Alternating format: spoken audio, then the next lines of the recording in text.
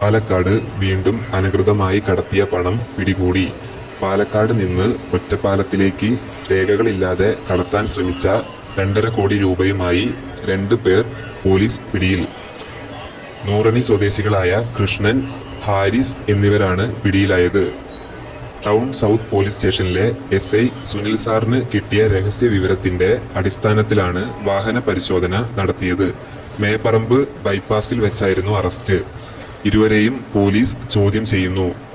സ്വർണ്ണ വ്യാപാരത്തിനായാണ് ഇരുവരും പണം കടത്തിയതെന്ന് പോലീസ്.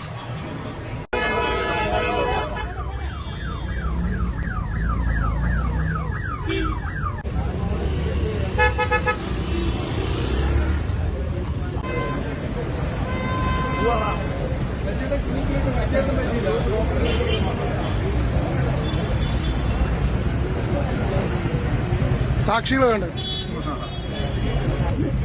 എന്ത് ലേറ്റായി പോയേ? വന്നു അതൊക്കെ